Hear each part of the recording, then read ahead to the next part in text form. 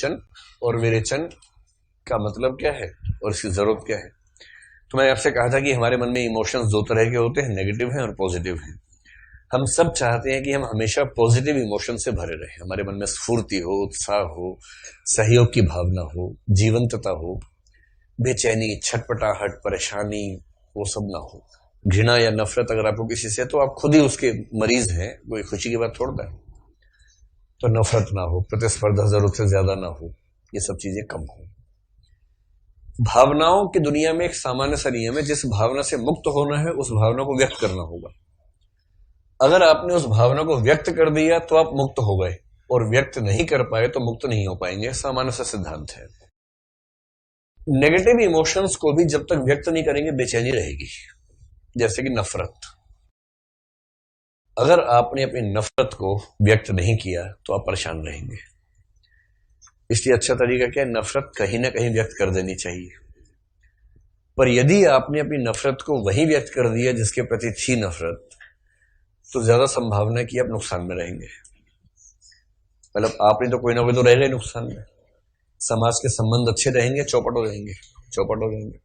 Mature होने का एक असली मतलब ये भी होता है कि आप ये समझ जाएं कि क्या कहना है और क्या नहीं कहना है, कब कहना है और कब नहीं कहना है। छोटे बच्चों का सब माफ होता है। छोटा बच्चा कुछ भी बोल सकता है।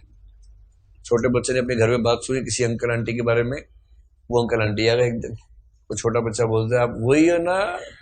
तो ये पेरेंट्स उस पेरेंट्स को घूर के देखते हैं कि कमबख्तो तुम क्या बात करते हो इसके साथ में। लेकिन बच्चे से बुरा नहीं मानते, उनको पता है कि ये इतना गोलू है कि इसको समझ ही नहीं आ रहा कि कहाँ क्या बोलना चाहिए क्या नहीं बोलना चाहिए। तो बच्चों का तो अलाउड है। पर बड़े होने का एक मतलब ये भी कि आपको, अच्छा, आप ज्यादा समय खुद को व्यक्त करने में गुजारते हैं, ज्यादा समय खुद को छिपाने में गुजारते हैं। छिपाने में हर समय दिमाग के अंदर एक कैलकुलेटर एक्टिव रहता है। हर समय कैलकुलेशन चल रही, गुणा भाग चल रहा है, कहूं ना कहूं, कैसे कहूं, कितना कहूं, और अंत में अधिकांश मामलों में नहीं कहते हैं। ये जो कैलकुलेटर है ना, ये इसीलिए है क्योंकि सामाजिक संबंधों का जाल बड़ा कठिन है। आप सही बात भी अगर कहेंगे हर जगह तो भी आपका सामाजिक संबंध विच्छेद हो जाएंगे। और जो लोग हमेशा सच बोलने के आदी हैं उनके साथ कोई नहीं होता आमतौर पे, अकेले घूमते हैं। कोई हिम्मत करके आए भी उनके साथ में कि मैं आपका साथ दूंगा, तू क्यों साथ देगा, तेरा स्वार्थ होगा कोई ना कोई, फिर वो चला जाता है। इसलिए एक खास किस्म की मिठास आपकी बोली में हो। अगर आप सोशल इंटेलिजेंस वाले आदमी हैं तो सोशल इंटेलिजेंस का मतलब है समाज में कब कहां क्या कहना है, कब कहां क्या नहीं कहना है, इसकी समझ व्यक्ति को होनी चाहिए। क्रांतिकारियों को यह समझ नहीं होती, इसलिए वो क्रांतिकारी होते हैं। जिसको होती है वो क्रांति नहीं कर पाते, पर अपना जीवन शांति से जी पाते हैं। तो आपको चुनना है क्रांति और शांति में से क्या चुने। अब जैसे मुझे बहुत नफरत है पाकिस्तान के लोगों से, अगर मान लो, वैसे मुझे है नहीं बिल्कुल भी नफरत, मुझे रत्ती भर नफरत नहीं है पाकिस्तान के लोगों से, लेकिन भारत के राष्ट्रवादियों को है, देशभक्तों को है। मैं तो देशद्रोही हूं, लेकिन जो देशभक्त है उनको तो है ही नफरत। फिर वहां के भी उतने देशभक्त है, उनको भारत से नफरत है। नफरत इतनी ज्यादा है, इतनी ज्यादा है, मन करता है पाकिस्तान को बर्बाद कर दे, आग लगा दे पाकिस्तान में। सब लोग झुलस झुलस के मरे, रो रो के मरे, चिल्ला चिल्ला के। ऐसा मन कहीं होगा यहां पर करता है, वहां भी करता ही होगा कि परमाणु बम डाल दो भारत के ऊपर, मरेंगे सारे के सारे, तब ठीक होगा। ऐसे मूर्ख सिर्फ यहां रहते हैं कि वहां भी रहते हैं? मूर्खों का वितरण समान मात्रा में हर देश में है। ईश्वर ने बराबर मात्रा में मूर्खता हर देश में बांटी है, चाहे विकसित देश हो चाहे विकासशील देश हो। अब इस नफरत से क्या होता है कि पूरे पूरे देश उबल रहे हैं। अगर आपने इनकी नफरत को व्यक्त करने का सही रास्ता दे दिया, वो तो है युद्ध।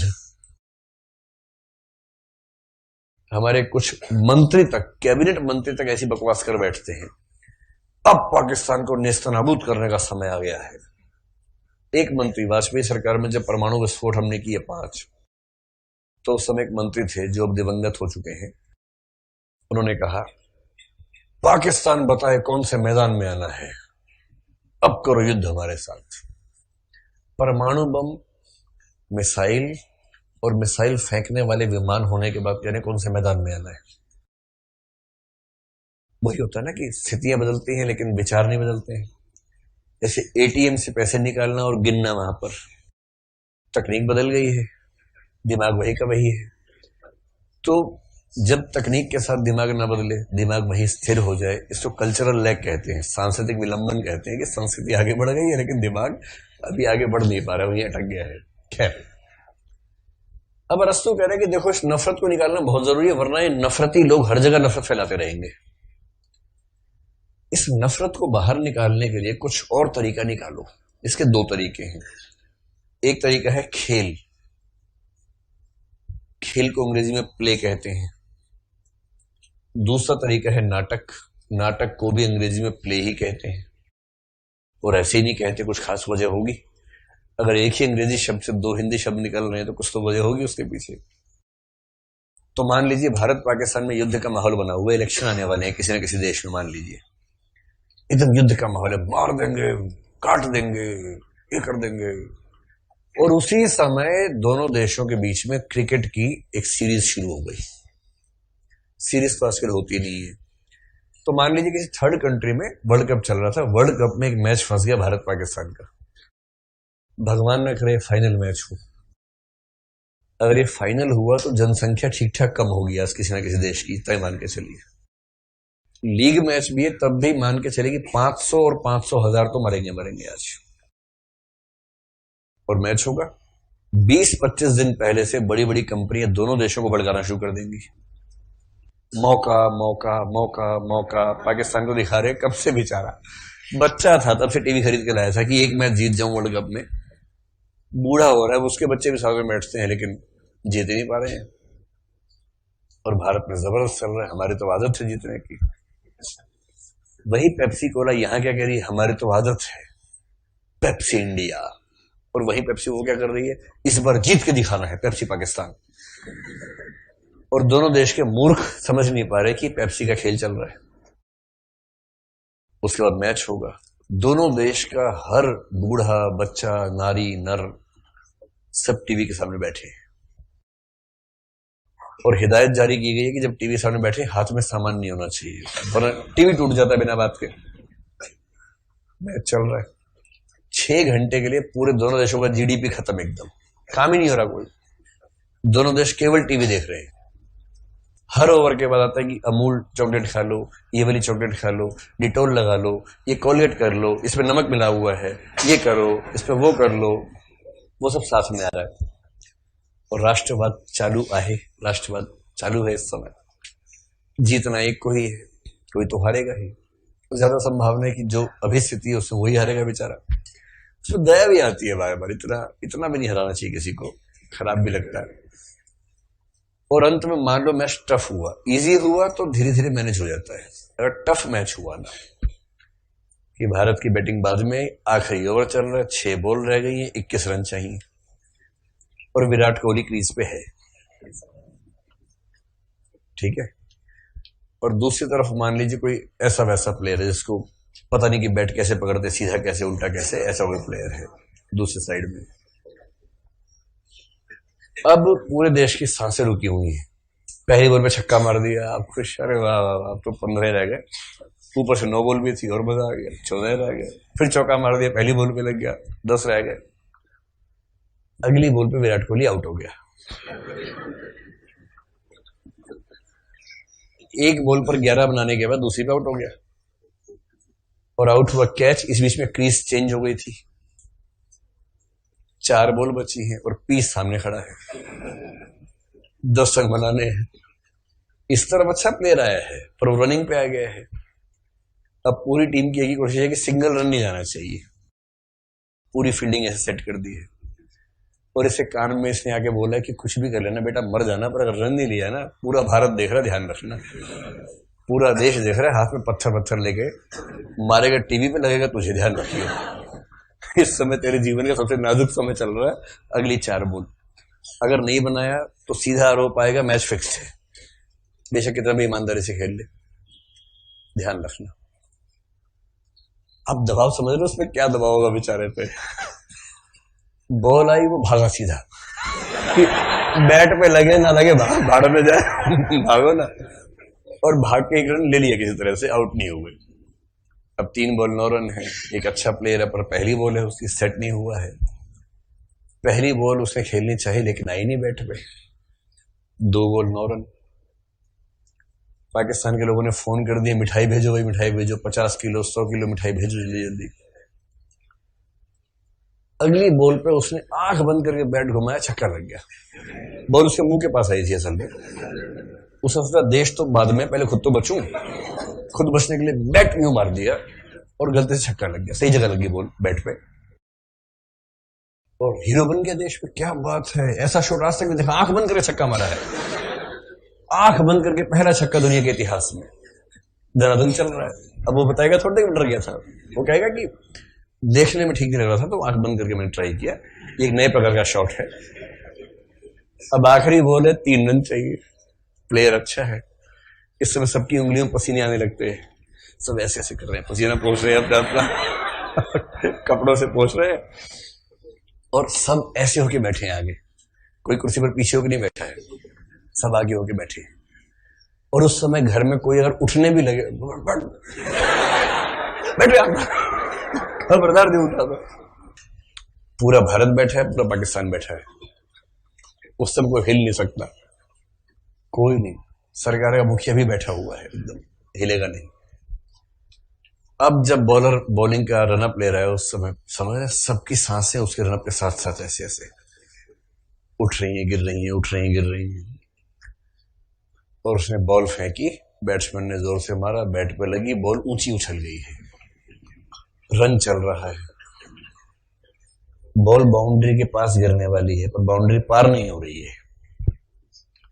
एक फील्डर भागा हुआ आ रहा है, जिसकी ख्याति है कि आज तक कैच छोड़ी नहीं उसने एक भी, ऐसी ख्याति है उसकी। और बॉल इतनी ऊंची कि बीच में ठीक ठाक समय मिल गया दोनों देशों को देखने का। और कमेंट्री वाले और नमक मिर्च लगा रहे हैं, बॉल बहुत ऊंची उछली है और ये फील्डर भाग रहा है जिससे आज तक कोई कैच नहीं छूटी है। पूरे भारत का मॉरल डाउन हो गया इससे, क्या यार आज तक नहीं छूटी इससे कम वक्त से तो। और इतनी देर में एक दूसरे प्लेयर को नहीं पता था कि वो आ रहा है भाग के, वो भी भाग रहा था।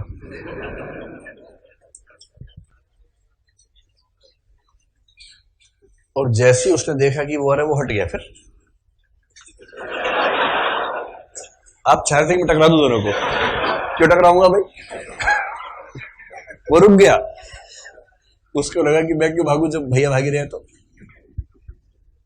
बस गलती ये हुई कि भैया को लगा कि वो भाग रहा है, दोनों रुक गए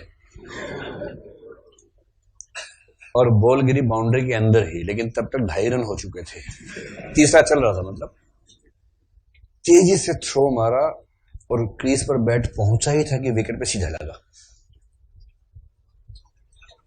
और अब ऐसे हो गया। अब इस समय दोनों देशों की हालत सोचिए अब क्या चल रही होगी। मेरा दावा है कि इस बीच में कम से कम 50 नहीं पड़ जाएंगे,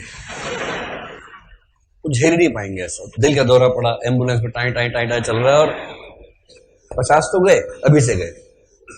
उनको एक खबर ही नहीं होगी जीते कि हारे हम फाइनली। और जैसे ही उसके बाद फैसला थर्ड अंपायर का, लोग देखेंगे धीरे धीरे करके, वो कैमरे के एंगल से मिल नहीं रहा है, जैसे टच हुआ तभी लगा है, एकदम बराबर है। दोनों देश तय ही नहीं कर पा रहे हैं, जनता तय नहीं कर पा रही है। और अंत में थर्ड अंपायर का फैसला है नॉट आउट। अगर ये क्लास लाहौर में हो रही होती तो आउट होता, ये तो भारत में हो रही है तो नॉट आउट ही होता। मुझे मरना योगी जी के जमाने में, मोदी जी के जमाने में मैं पाकिस्तान को जितवाऊं, मुझे मेरी मौत आई है। तो क्योंकि मैं नियंता हूं, मैं चरित्र को कठपुतली की तरह नचा रहा हूं इस समय, तो मैं तो वही करूंगा जो मुझे करना है। इससे सारी भारत जीता। अब जो टीवी टूटेंगे पाकिस्तान में दुख के मारे, और भारत में जो लोग चिल्लाते हुए घर के बाहर निकलेंगे, अपनी अपनी गाड़ियां बाइक उठाएंगे और इंडिया गेट की तरफ निकल जाएंगे। जहां जहां शहर का मेन हिस्सा होगा वहां ट्रैफिक जाम हो जाएगा। गाड़ी में बैठे हैं, खिड़की खोल के बाहर निकले हुए, चिल्ला रहे हैं जोर जोर से, भारत का झंडा लहरा रहे हैं ऐसे ऐसे, और मतलब हेलमेट नहीं पहन रहे बाइक के ऊपर, झंडा ही हेलमेट है उस समय, झंडा है ना भाई। ये जो रुझान है ना, इसका असली फायदा पता है क्या है? असली फायदा है कि बिना युद्ध के नफरत निकल गई। असली खेल ये है जो पता भी नहीं चला। और अगर लगातार 3 मैच हो जाए, आप पाएंगे चौथा मैच देखने का किसी का मन ही नहीं करता। अरे ठीक है यार, कोई कह रहा है आज भारत पाकिस्तान का चौथा मैच है, होगा, बता देना क्या हुआ। अब चिपकेगा नहीं, क्योंकि जो नफरत का गुबार था ना, वो सारा का सारा गुबार इस खेल में एक मैच में निकल गया। या फिल्म बना दीजिए गदर जैसी, हैंडपंप वहीं का उखाड़ के वहीं की सेना को मार देना हैंडपंप से, और भारत के आदमी देख के मस्त हो जाता, वाह क्या मारा, बहुत बढ़िया। ऐसे वहां के भी लोग हैं, उनके फिल्म में भी है कि भारत को बर्बाद कर दिया उन लोगों ने, वो उसमें खुश, हम इसमें खुश। और अरस्तु मुस्कुरा रहा है ये कहने के लिए कि यही तो करना था। विरेचन का मतलब है कि मन के नेगेटिव इमोशंस को, नफरत, दुख, पीड़ा, ये जो नेगेटिव इमोशंस हैं, उन सबको इस तरह से बाहर निकालो कि वास्तविक जीवन खराब ना हो, बिना वास्तविक जीवन को खराब किए उन भावों से मुक्ति किसी पाठक को मिल जाए। अब आपसे मैं एक सवाल पूछता हूं, उससे ये बात आगे बढ़ेगी। अगर मान लीजिए कि मैंने एक नाटक देखा जिसमें खूब नफरत भरी हुई थी और मेरी नफरत निकल गई उससे, मान लीजिए, तो मेरी नफरत स्थायी रूप से निकल गई है, कुछ दिन के लिए निकली है, कुछ दिन में फिर आ जाएगी। यही गलती सिद्धों ने की भारत में। सिद्धनाथ आप पढ़ेंगे आदिकाल में, बहुत जल्दी ही। सिद्ध मानते थे कि इतना भोग कर लो कि भोग की इच्छा ही खत्म हो जाए, विरक्ति पैदा हो जाए। बात ठीक भी लगती है, भोग का अतिरेक होने पर विरक्ति पैदा हो जाए, ऐसा हो सकता है। बस वो ये नहीं समझ पाए कि विरक्ति ऐसी जो आएगी वो तात्कालिक होगी, कुछ दिनों के लिए होगी। और जहां आपने किसी चीज को खूब भोग किया, उससे विरक्ति हुई, कुछ दिन उससे दूर रहेंगे, मन नहीं करेगा, पर कुछ दिनों के अंतराल के बाद इस बात की पर्याप्त संभावना है कि फिर से उसके प्रति इच्छाएं पैदा होने लगे। और अगर फिर से इच्छाएं होंगी तो फिर ये विरक्ति किस बात की हुई।